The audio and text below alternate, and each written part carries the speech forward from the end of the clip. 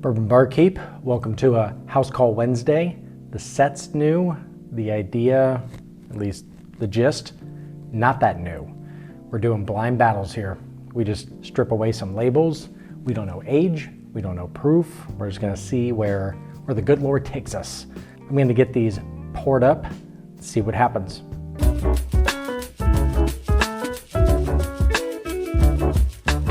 We're back.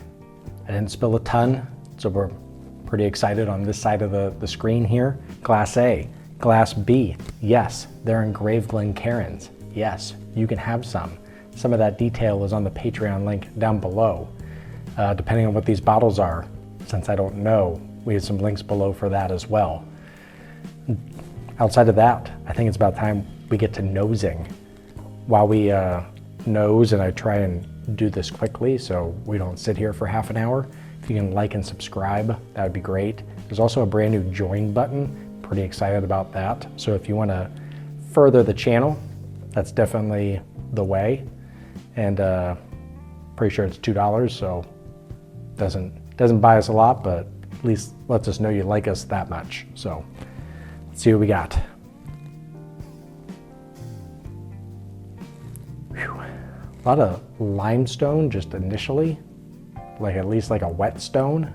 I don't lick a lot of stones, but at least on the nose it smells like a wet stone.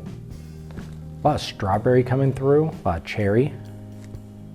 Yep, maybe a raspberry. We'll just go with red fruits to cover all of our bases, but there is a sweetness that I don't think cherry can withstand. So we'll go strawberry, little raspberry. Cinnamon sugar toast. Pretty excited for that note. I think that's about all I can get on the nose. Here we are. Cheers to you.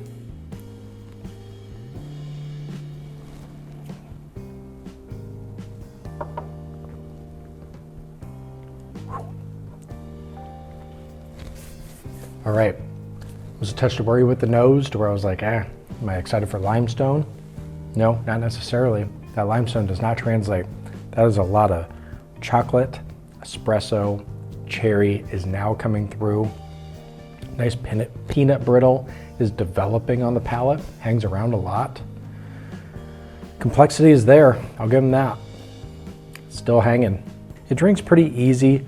Hug is medium there, but I think the showstopper, at least on sip one, which, sip one, who knows? It clings to the tongue really nicely to where these tasting notes can change, the hug can change. Usually how it kind of hangs on the tongue doesn't, which is kind of fun. So let's see what sip two has. We'll go from there. Sip two, I think I enjoyed more. I felt like more came out and you can kind of figure out what you're in store for. There's this really nice butterscotch just initially on the tongue, follows through, and I feel like on the finish it actually went a lot earthier, I guess, for lack of a better word. I don't know how else you're describing, like this nice leather and tobacco were really coming out. A little more nutmeg and clove on the finish to where on the palate, yeah, enjoyed it. I still feel like it's clinging on the tongue, and I understand I edit some of this, but it hangs around a really long time, and I enjoy that. As a cigar guy, not that I think this is a cigar blend, but as it kind of hangs on the palate, you kind of incorporate it a little bit more with that tobacco, that glorious, glorious tobacco leaf. And yeah, that's pretty good. Enjoyed it. The nose, I wouldn't say off-putting, just does not bring me to what I experienced palate and finish. And Glass B has something to say though. Let's see what we got. Whew. Here we are. Oh, so much sweetness. Caramel, apple, still kind of goes into that red fruit to where a little more red raspberry, maybe a preserve, if you will, a little strawberry, a little brighter. Wow, that sweetness is very ramped up coming from this wet stone over here. I understand that's one note and kind of picking on it, but that's what we do. I like it. I mean, I hope that it's a little more, I hope it goes, the complexity is there for here, because if this is gonna go with the strawberry cotton candy sweetness, it's gonna be a quick episode. So let's see. I love the nose. I feel like Glass A has a little girth to it. So let's give Glass B its due on the palate. Cheers again.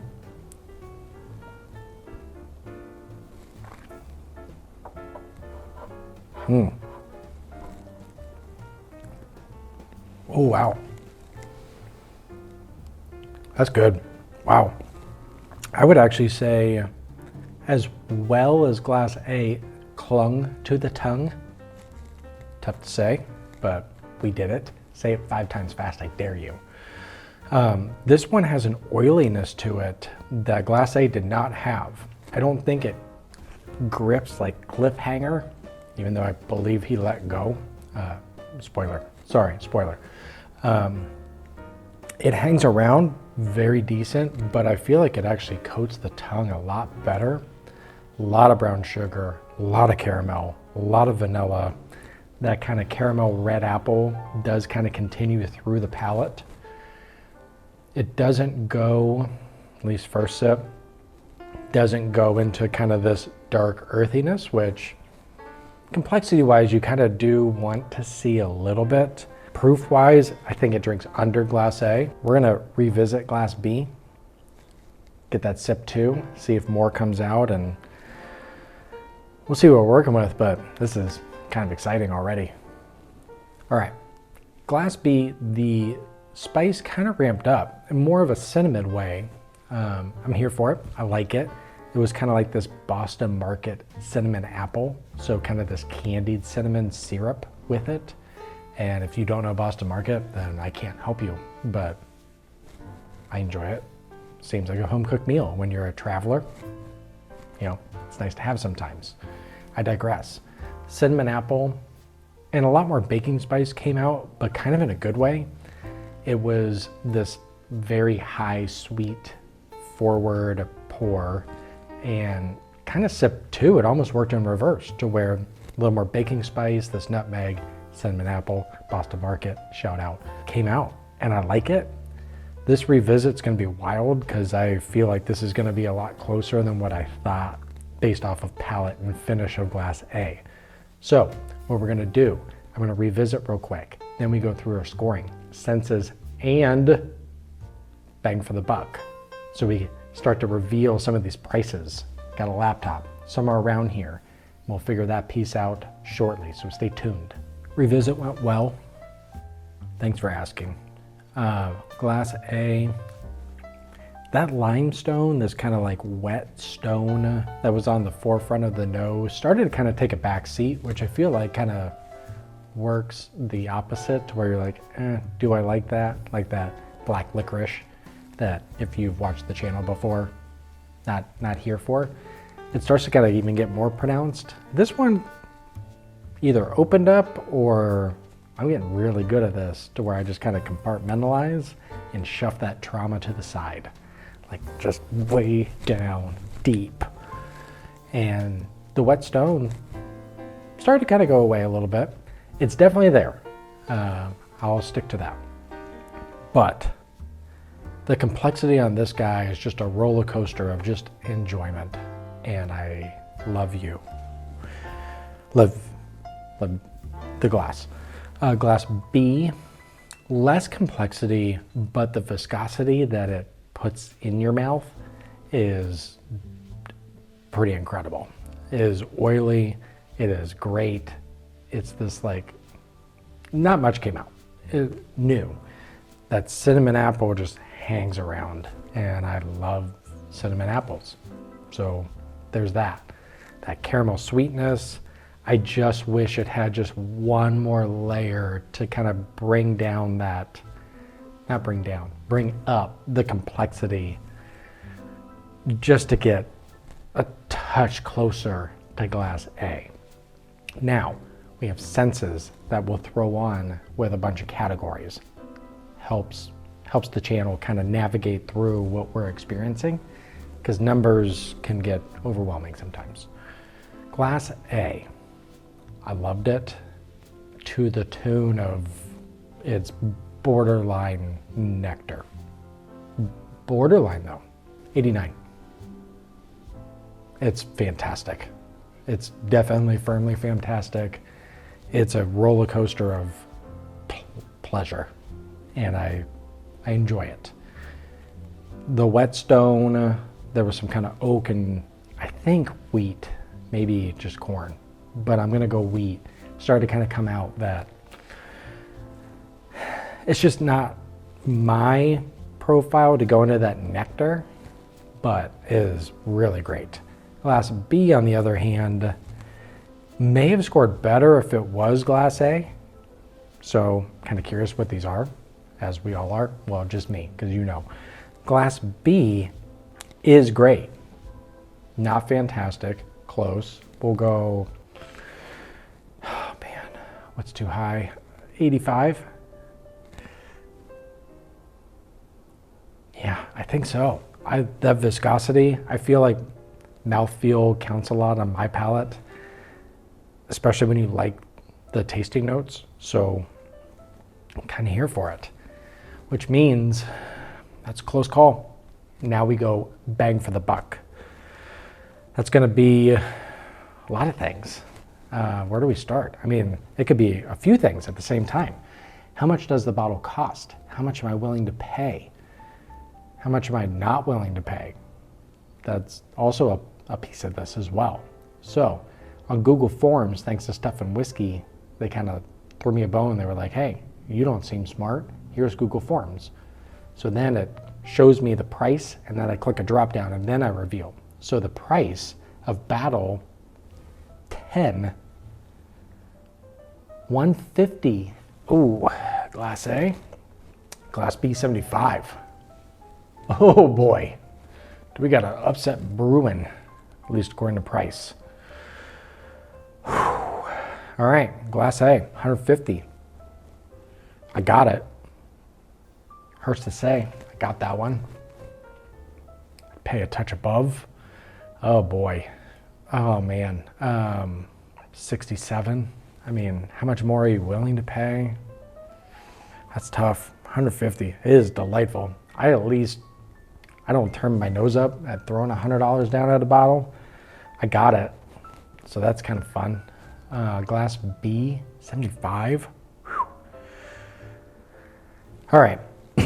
It's tough. I mean, you all see the collection. I don't need 2 bottles of it compared to the one. So I try and like put that aside. So what's it taste like? Definitely over 100. I'll give you that. I'll give you that, Glass B. Put that feather in your cap. I don't know. I feel like 75 is a good price for bang for the buck, even though that's the price. Try not to do that, but we'll go 75. Now, we're all rooting for not a tie. It's happened one time in the past. Not proud of it, but hopefully that gives a little validity to what we're doing here. Strip away labels, strip away proof. Let's do a bottle reveal here. Battle 10. Maker's, holy. Okay. Maker's Mark Cellar aged, 2023 at 115.7 proof. One of these I said was 110. Holladay soft red wheat rickhouse proof at 119.9. Not 110 proof. Boy, 120. That's up there. Just gotta digest that for a second. All right. I said 2023. Okay. Well, I don't know the variance between these cellar aged releases. So if you know and it's drastic, first off, I apologize. Second, if it's not, I wouldn't say Holladay soft red wheat rickhouse proof is a substitute. Can it go toe to toe? Hang on, let's see. 89, 67, yeah. It can. that bang for the buck, that'll bite some of these bottles. Okay. Senses wise, is Maker's Mark Cellar Aged 2023 better? For me, yes. I loved it. Fantastic. Holladay suffered wheat. Love those guys. Love that pour. It's not as good. Is it close? Yeah. That was kind of a fun one. Enjoyed that one. Like I said, if 2024 Cellar release is vastly different than the 2023, definitely put it in the comments, because I feel like not only will you help me, you help a lot of people. I won't be offended. That's the point of the blind, that you just put it in a pool and you see what happens. I try not to put a ton of the, Booker's, Elijah Craig barrel proofs, things that kind of vary taste to taste, batch to batch, probably is better said, in these pools. But some of the unicorns that people pay double, triple, hopefully not quadruple, don't know what 5 times is. Brain. I just want to put it in there and try and help. Is it better? Yeah. Is Holladay right there? Apparently. I mean, 89, 85 just on senses alone. So, boy, enjoyed that one.